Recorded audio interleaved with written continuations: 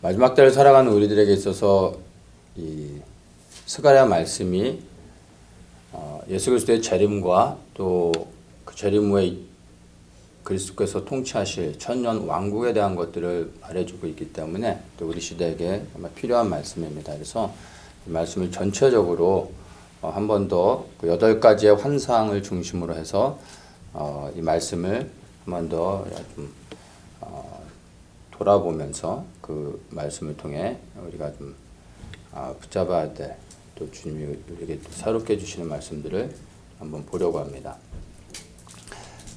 스가랴서는 다 아는 것처럼 중단되어진 예루살렘 성전을 재건해서 새롭게 완성하는 그러한 이야기가 담겨져 있습니다. 예루살렘의 성전 재건을 위해서 기록되어진 그런 글이지만 사실은 그 안에 이 세상에 임할 하나님의 나라에 대한 그러한 메시지가 담겨져 있기 때문에 사실 예수 그리스도의 재림을 소망하며 살아가고 있는 우리들에게서는 너무나 중요한 그러한 성경이 되는 겁니다. 유대인들이 돌아와서 예루살렘 성전을 재건했습니다.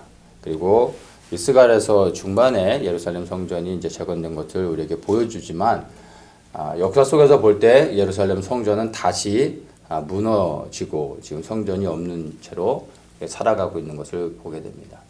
그러나 예수 그리스도께서 이 땅에 다시 오실 때 하나님의 나라, 주님께서 직접 성전을 다시 세우실 것이고 주님께서 세우신 성전은 다시는 세상의 그 어떤 것들도 그 성전을 멸망시키고 무너뜨리지 못하게 될 것입니다.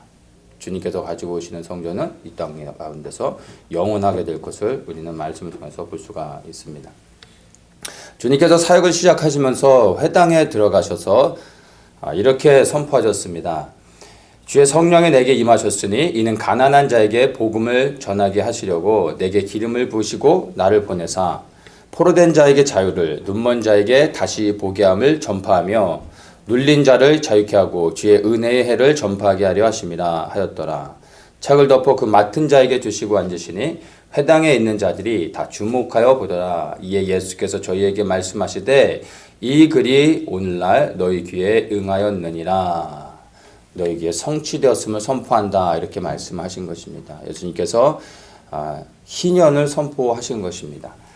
유대인뿐만 아니라 이것은 예수 그리스도를 믿는 모든 그리스도인들에게 하시는 말씀인 것입니다. 우리를 죄와 사망의 권세로부터 자유케 하셨습니다. 그래서 우리가 예수를 믿는 모든 사람들이 사실 오늘날 우리가 희년을 경험하며 이 희년의 시대를 살아가고 있다고 알 수 있는 것입니다.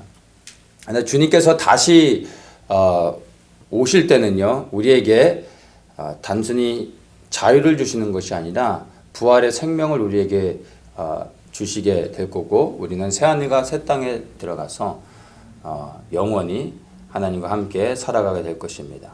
그래서 우리의 소망은 이 세상에서 복을 누리며 살아가는 것이 아니라 바로 하나님 나라에 들어가서 영원한 생명을 얻는 것이 우리에게 진정한 소망이 되어야 하는 것입니다.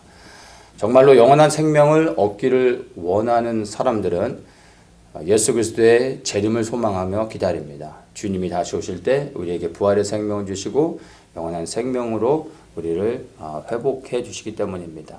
그래서 이 주님의 재림을 또한 소망하는 사람들은 이 땅에 소망을 두고 이 땅에 무엇인가를 세우며 살아가는 사람들이 아니라 하늘을 바라보며 다시 오실 그리스도를 소망하며 살아가게 됩니다. 여러분들은 주님의 재림을 소망하며 살고 계신지 자신을 한번 돌아보시기를 바랍니다. 세상의 그 어떤 것보다 예수 그리스도의 다시 오심을 소망하며 그리고 이 땅에 이루어질 하나님 나라를 기대하며 그 나라를 위해 살아가는 것이 믿는 모든 그리스도인들에게 가장 복된 것임을 여러분 영으로 깨닫기를 축복합니다. 이 스가랴서는 바로 다시 오실 예수 그리스도에 대한 그 소망과 그런 확신을 말씀을 통해서 우리에게 주고 있기 때문에 사실 이 스가랴서를 이해하는 것은 우리에게 정말 중요하고 또 복이 되는 것입니다. 이 스가랴서의 시작을요, 성전을 재건하는, 회복하는 것으로 시작하지 않고, 사실 스가랴서의 시작은 오히려 우리가 생각하는 과 다르게 진행합니다. 무엇을 선포하냐면 1장 3절에 보면 하나님께서 말씀하십니다. 너희는 내게로 돌아오라. 나 만군의 여호와의 말이니라. 내가 그리하면 내가 너희에게로 돌아가리라. 너희의 일조를 본받지 말라. 너희가 악한 행실을 떠나서 돌아오라. 이렇게 말씀하십니다. 스가랴서의 첫 선포는 바로 돌아오라라는 말씀입니다. 이 돌아오라는 말씀은 다른 것이 아니라 바로 회개를 선포하시는 것입니다. 이게 복음인 것입니다. 성경은 끊임없이 말씀하시는 것이 바로 여호와께 돌아오라라는 것을 선포하고 있는 것입니다. 우리는 알게 모르게 그리스도를 떠나 세상 가운데서 내가 원하는 삶을 살아가게 됩니다. 성경은 끊임없이 우리로 하여금 하나님께 돌아오게끔 선포하고 계신다는 것을 기억하셔야 됩니다. 그래서 늘 우리의 삶의 중심 가운데서 나는 그리스도를 향하고 있는지 아니면 세상을 향하고 있는지 자신을 돌아보며 내 삶을 돌이켜 항상 주님께로, 주님 중심으로 살아야 되는 것입니다. 유대 백성들이 성전 중심의 삶을 살았다는 것은 하나님께 돌아가는 삶을 중심으로 살았다는 것을 말할 수 있는 겁니다. 예수님께서도 사역을 처음 시작하시면서 선포하셨던 것이 다른 것이 아니라 회개하라 하나님 나라가 가까이 왔느니라. 예수님도 첫 선포가 회개하라 였던 것입니다. 성경이 끊임없이 그것들을 반복하면서 말해주고 있습니다. 이 복음의 시작도 다른 것이 아니라 회개인 것입니다. 회개가 복음의 시작이고 회개를 통해서 예수 그리스도께 돌아가고 예수님을 구원자요 또한 주인으로 영접할 때 죄사함과 그 구원을 얻게 되는 것입니다. 그래서 이 돌아오라라는 회개를 선포하시는 이 스가랴 첫 시작의 말씀을 우리는 분명히 기억해야 되는 것입니다. 우리는 회개를 주님을 처음 믿을 때 한 번 하면 되는 걸로 생각하는 사람들도 있습니다. 그렇지 않습니다. 회개는 예수 그리스도를 믿는 그 순간부터 매일의 삶 속에서 주님 앞에 서는 그날까지 날마다 우리는 회개하며 살아가야 된다는 것을 여러분 기억하셔야 됩니다. 회개를 많이 한다는 것은 죄를 많이 진 것으로 그래서 부끄러운 것으로 생각해서는 안 됩니다. 회개를 많이 한다는 것은요, 죄를 많이 진다는 것이 아니라 내가 죄인인 것을 깨닫게 되는 것입니다. 그래서 회개한다는 것은 곧 하나님의 은혜인 것입니다. 예수님을 알아가면 알아갈수록 예수님을 깊이 알아가고 예수님이 어떠한 분이신지를 깨달아 아는 만큼 내가 얼마나 주님 앞에 설 수 없는 존재인지 그리스도의 십자가의 그 은혜가 내게 정말 너무나 과분한 정말 그렇게 은혜를 받을 수 없는 자인 것을 깨닫게 되는 것입니다. 그것을 깨닫는 자는 돌이켜 회개하게 되는 것입니다.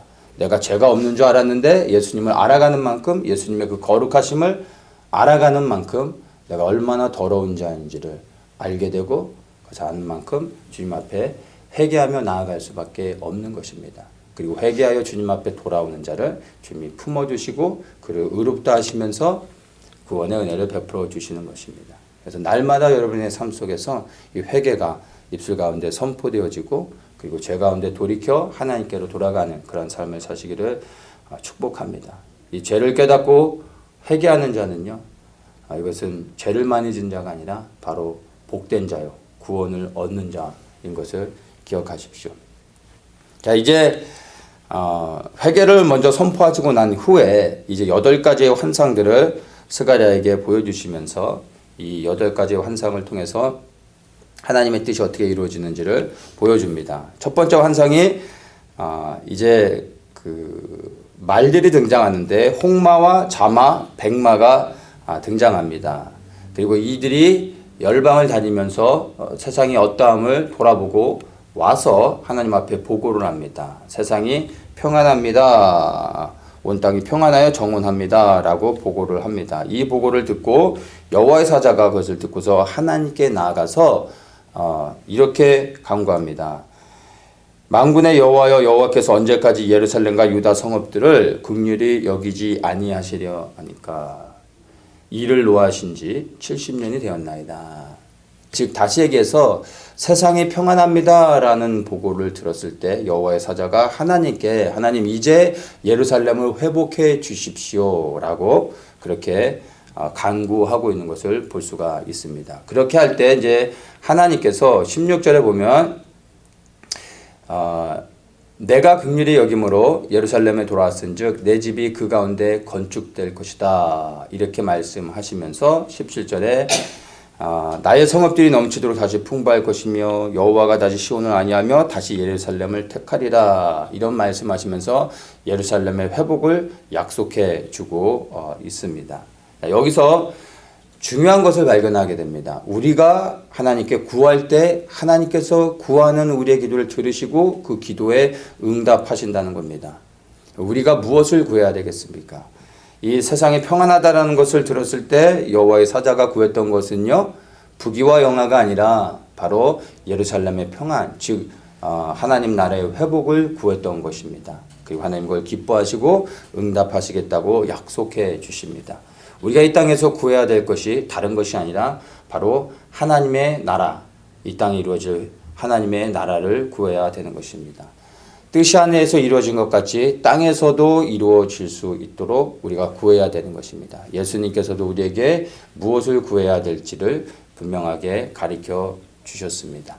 하나님의 뜻은 정해졌지만 그러나 하나님의 그 뜻을 위하여 기도하며 구하는 자가 없으면 하나님이 일하시지 않는 것입니다. 하나님은 우리와 함께 일하시길 원하시고 그 하나님의 뜻을 분별하고 그 뜻이 이루어지길 위하여 예언의 성취들을 위하여 이렇게 기도하는 자들을 찾고 계시고 그러한 기도하는 자들을 통해 하나님의 뜻을 이루어 가신다는 것을 기억해야 되는 것입니다. 우리가 정말 구해야 될 것이 다른 것이 아니라 바로 하나님의 나라, 이 땅에 회복되어질 그 영광스러운 하나님의 나라라는 것을 기억하셔야 됩니다. 이제 8번째 환상을 보면은 네 병거의 환상이 나옵니다. 첫 번째 환상에서는 이 말들이 세상을 다니고 돌아보고서 보고를 했지만 이 8번째 환상은 이 말들이 무장을 합니다. 전차를 이제 몰고 병거를 몰고서 그리고 세상으로 나갑니다.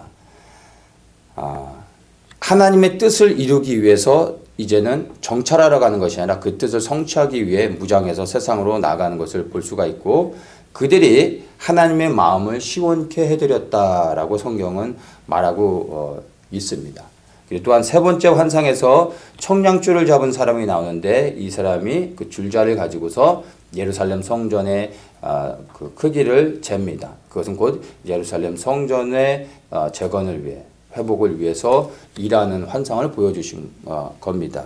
자, 우리가 이렇게 하나님의 뜻을 구할 때, 하나님의 나라의 회복을 구할 때, 이스라엘과 예루살렘의 회복을 구할 때 하나님께서 천사들로 하여금 일하게 하시며 하나님의 뜻을 성취하시게 하는 것을 이 환상을 통해서 우리가 볼 수 있는 것입니다. 그래서 정말 하나님은 하나님의 뜻을 믿으며 그 뜻이 이루어지길 위해 기도하는 사람들을 찾는다는 것을 여러분 기억하셔야 됩니다. 하나님께서 일하시는 사람은 다른 사람이 아니라 바로 기도하는 사람을 통해서 그 기도하는 사람들과 일한다는 것을 여러분 기억하셔야 됩니다. 말씀을 많이 알고 신학적인 지식이 많은 사람, 성경을 많이 암송하는 사람, 책을 많이 읽는 사람, 이런 사람을 통해서 하나님이 일하시는 게 아니라 기도하는 사람을 통해서 일하시는 겁니다. 우리가 하나님의 말씀을 공부하고 그리고 이 말씀을 많이 알아야 되는 이유는 이 하나님이 무엇을 말씀하고 계신지 분별하기 위한 것입니다. 그리고 하나님의 그 뜻을 분별해서 하나님의 뜻이 이루어질 수 있도록 그렇게 우리가 순종하며 살기 위해서입니다. 그것을 말씀을 통해 깨달았다면 기도함을 통해 하나님의 뜻이 이루어질 수 있도록 기도의 자리로 나아가야 되는 것입니다. 우리가 말씀을 통해 하나님의 그 뜻이 이루어질 수 있도록 기도할 때 보다 더 분명한 하나님이 기뻐하시는 기도, 바른 기도를 할 수 있고 이 말씀을 붙잡고 기도할 때 능력 있는 기도, 그런 역사하는 기도를 할 수 있게 되는 것입니다. 그래서 우리가 하나님의 말씀을 깨달았음에도 불구하고 기도하지 않는다면 그것은 하나님께 책망받을 일인 것입니다. 그리고 기도를 깊이 하다 보면 말씀에 대한 갈급함이 생기고 그리고 이 말씀을 더욱더 깊이 알아야 된다라는 그러한 깨달음을 주시게 됩니다. 그러면 기도하는 자들은 또다시 말씀을 보고 말씀을 의지해 말씀으로 기도하게 되는 것입니다. 그래서 정말 기도하는 사람을 찾고 계시고 또 우리는 무엇을 기도해야 될지 말씀을 통해 하나님의 뜻을 분별하면서 그렇게 깨닫고 그 말씀을 붙잡고 기도할 수 있기를 예수님의 이름으로 축복합니다.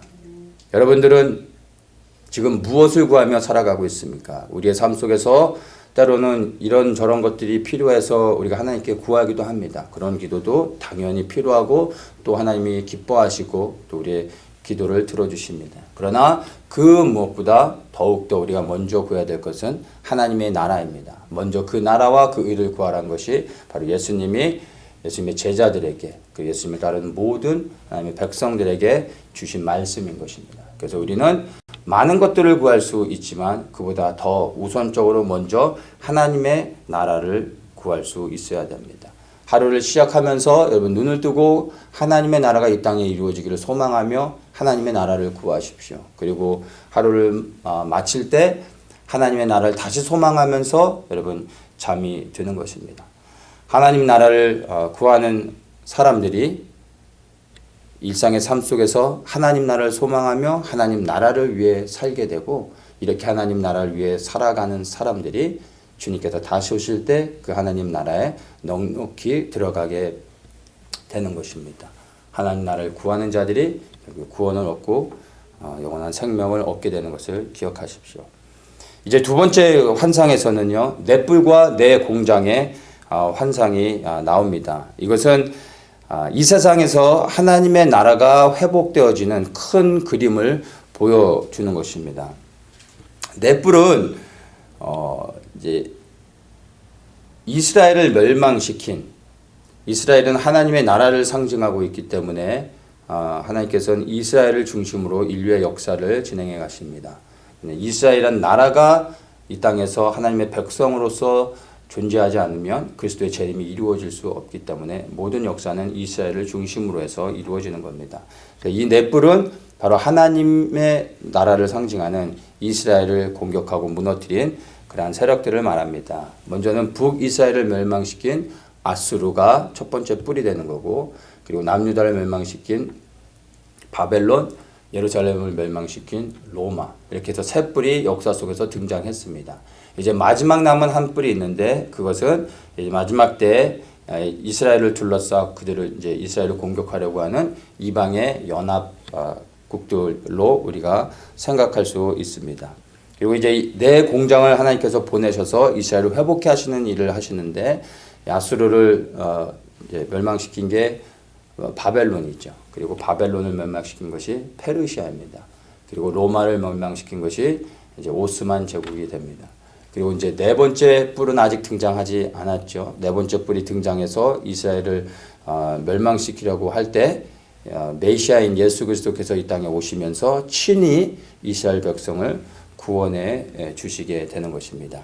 아직 마지막 뿔과 이 마지막 공장은 인류 역사 가운데 등장하지 않았습니다. 준비되어져 가고 있는 것입니다. 이 네 번째 뿔이 등장해서 이스라엘을 공격하게 되면 이제 예수 그리스도의 재림이 임박해져 있음을 우리가 보게 되는 것입니다. 그래서 주님의 재림을 소망하며 또 재림이 임박해 있음을 알기 위해서는 우리가 계속해서 이스라엘을 주목하며 또한 이스라엘을 위해서 기도할 수 있어야 됩니다. 이 내 뿔과 내 공장의 해석은 다를 수 있습니다. 제가 이제 말씀드린 건 일반적으로 주류 신학에서 말하고 있는 내용과는 다릅니다. 제가 성경을 연구하면서 그렇게 해석을 하고 있는 겁니다. 중요한 것은요, 내 뿔이 누구고 내 공장이 누구인가 이것이 중요한 게 아니라 정말 중요한 것은요, 예수님이 반드시 다시 오신다라는 것입니다. 그리고 그분이 다시 오셔서 예루살렘을 회복하시고 감난산 위에 서셔서 열방을 통치하시는 왕이 되신다는 것입니다. 주 예수 그리스도께서 반드시 다시 오신다라는 것을 여러분 기억해야 됩니다. 주인이 돌아올 때 깨어있는 종이 복되다고 성경은 말하고 있습니다. 언제 올지 알 수 없기 때문에 깨어서 주인을 기다리고 주인이 문을 두드릴 때 그 속히 나가 주인을 영접하는 종을 주인이 기뻐하며 그들을 위해 발을 씻어주며 그들을 맞이해 주겠다고 말씀하고 있습니다. 그런데 주인이 더디 올 것이라고 생각하면서 먹고 마시고 술에 취해 있었던 종들은 주인이 와서 그들을 매를 맞게 된다고 말하고 있습니다. 주님께서 반드시 다시 오십니다. 그래서 우리는 그것을 알고 믿는다면 깨어있어 주님을 맞이하는 그러한 사람들이 되어야 하는 것입니다. 그것이 복된 자입니다. 깨어있다는 것이 무엇입니까? 깨어있다는 것은 바로 그 충성스러운 종들처럼 언제 올지 알 수 없기에 잠을 자지 않고 깨어있으면서 주인이 오는 순간 문을 열어주는 것입니다. 즉 우리는 주의 재림을 믿고 그 재림이 우리 시대에 속히 이루어질 일이라는 것을 확신한다면 깨어있으면서 예수 그리스도의 다시 오시는 길을 예비해야 되는 것입니다. 그 주의 길이 예비되어지는 것을 위해 나에게 요구되어지는 것, 주님이 내게 원하시는 것이 무엇인지를 기도하면서 그 뜻을 찾고 그렇게 주의 길을 예비하는 자가 되어야 합니다. 이것이 정말 깨어있는 것입니다. 지식적으로 시대를 분별하고 정보들을 많이 갖고 있는 것이 깨어있는 것이 아니라 실질적으로 다시 오실 예수 그리스도의 길을 예비하는 것, 그리하여 그 문을 열어주는 것이 바로 깨어있다는 것을 기억하십시오. 여섯 번째 환상을 보면 날아다니는 이제 두루마리의 환상이 나옵니다. 근데 이 두루마리는 기록된 하나님의 말씀을 의미합니다. 근데 이 말씀을, 이 두루마리를 뭐라고 이야기하냐면은 바로 저주라고 이야기를 하고 있습니다. 말씀이 우리에게 생명을 주는데 여기에서는 지금 이 말씀이 저주라고 말하고 있는 것입니다. 왜 그럴까요? 이 말씀을 지켜 행하는 자에게는 말씀이 복이 되고 생명을 주는 것이 되지만 이 말씀에 불순종하는 자들에게는 이 말씀이 심판의 잣대가 되어져서 그들을 심판하기 때문에 말씀이 어떤 사람들에게, 즉 하나님의 말씀에 불순종하며 살아가는 자들에게는 이 말씀이 저주가 되는 것입니다. 동일한 말씀이 어떤 사람들에게는 생명 얻는 너무나 귀한 복된 능력이 되지만 어떤 사람들에게는 저주가 되는 것입니다. 말씀이 여러분들에게 저주가 아닌 축복이 되기를 원합니다. 말씀에 순종하는 삶을 살고 다시 오신다는 주님의 말씀을 믿고 그리고 주의 길을 예비하면서 그렇게 살아가시는 분들 되시기를 다시 한번 축복합니다. 이제 일곱 번째 환상을 보면 에바 안에 이제 여인이 등장합니다. 이 여인을 에바 안에 넣고 그리고 나무로 그 에바를 덮습니다. 그리고 이제 두 여인이 와서 그것을 신할 땅으로 데려갑니다. 근데 그를 향해서 그는 악이다 이렇게 말합니다. 신할 땅은 다른 곳이 아니라 바로 하나님을 대적하여 바벨탑을 세웠던 그러한 악의 상징의 땅입니다. 자, 그래서 이것은 영적인 의미로 좀 그 지리적인 것보다 영적인 의미로 좀 이해하는 것이 좋을 것 같습니다. 그래서 마지막 때에 하나님을 대적하는 악한 자가 세워지게 되는데 이 음료가 이제 준비되어지고 마지막 그 하나님의 뜻을 대적하고 공격하기 위해서 이제 그의 땅에 가서 그 전쟁을 준비하는 것으로 우리가 이해를 하면 됩니다. 그래서 때가 되면은 준비가 되어지면 이들이 이제 일어나 하나님의 땅을 공격하는 일들이 있게 될 것입니다. 그래서 이제 12장에 보면 마지막 때의 천하 만국에 그 다른 나라들이 예루살렘을 포위하고 예루살렘을 공격하는 일이 있게 된다고 말합니다. 그때 예루살렘이 그 열방의 연합국들을 통해서 공격을 받으면서 큰 피해를 입게 되고 그들이 전쟁의 피해 가운데서 극심한 환란을 겪으면서 하늘에 계신 여호와 하나님 그리고 그들의 메시아께 구원을 요청하며 간절히 부르짖을 때 주님께서 재림하시면서 그 대적하는 모든 악한 자들을 멸하시고 그리고 이스라엘 백성들을 친히 구원해 주십니다. 그때 비로소 이들은 예수님이 메시아인 것을 알고 돌이켜 회개하며 주님을 그들의 메시아로 영접하여 구원을 얻는 역사가 이제 일어나게 되는 것을 성경 이 스가랴 말씀을 통해서 보여줍니다. 그리고 주님께서 감람산 위에 서셔서 열방의 왕으로서 통치하게 되는 것을 말해주고 있습니다.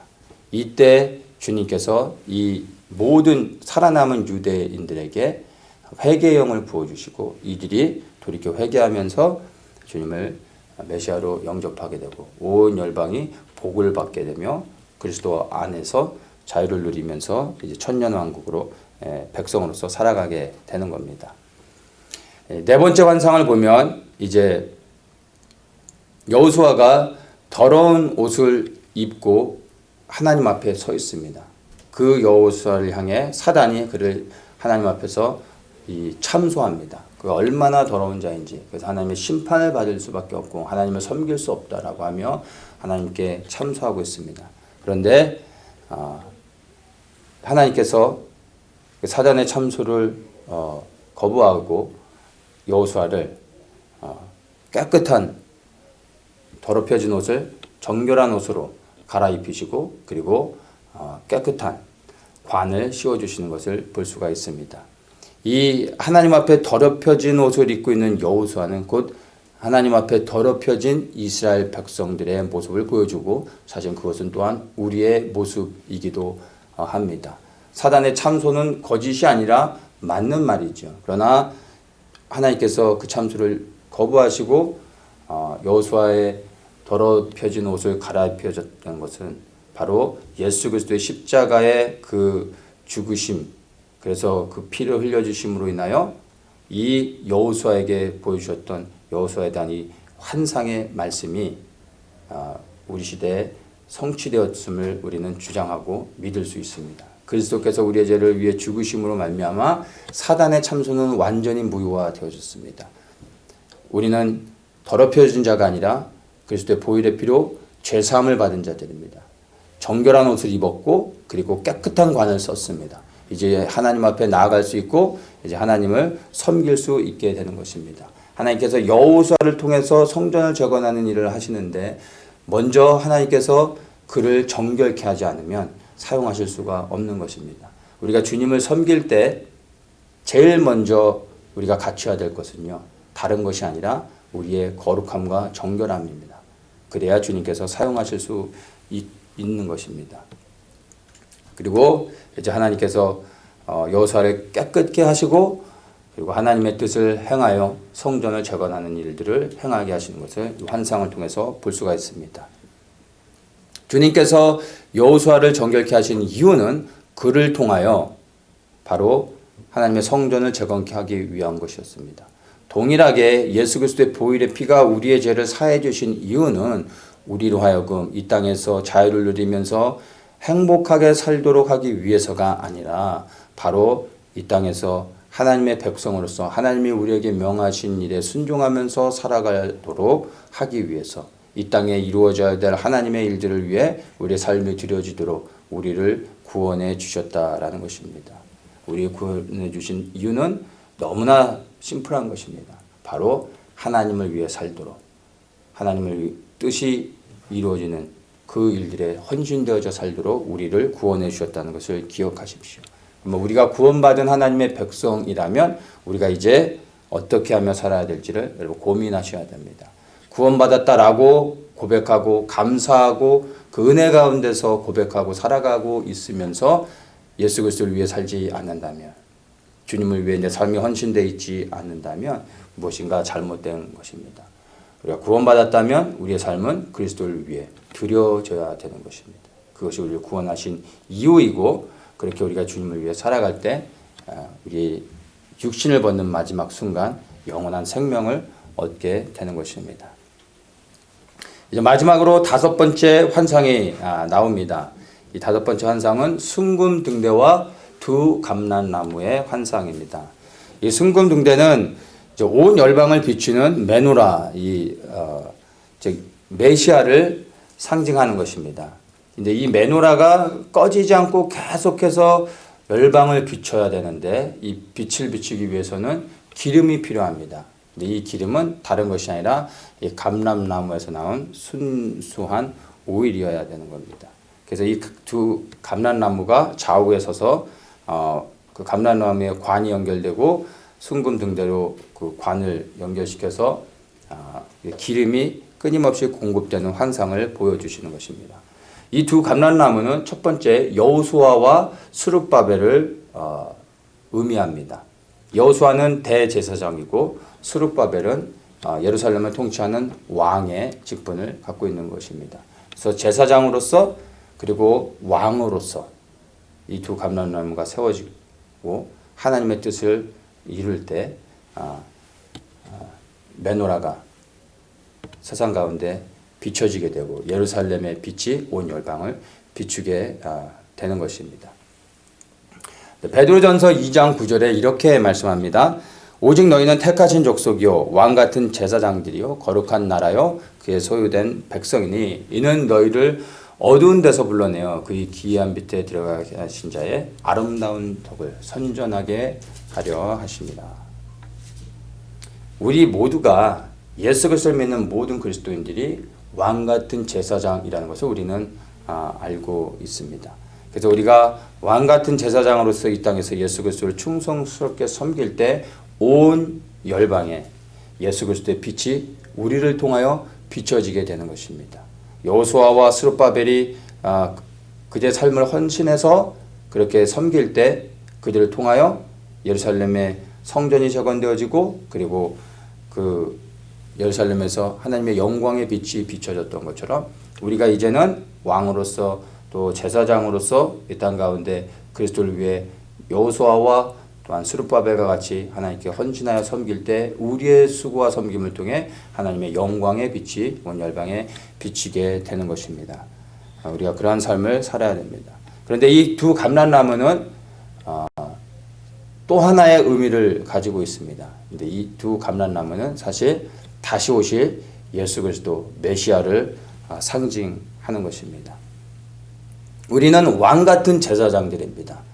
예수 그리스도를 믿는 자들로서 왕 같은 제사장으로서 이 땅 가운데 하나님의 일들을 감당하는 것입니다. 그런데 주님은 왕 중의 왕이시고 유일하신 대제사장이십니다.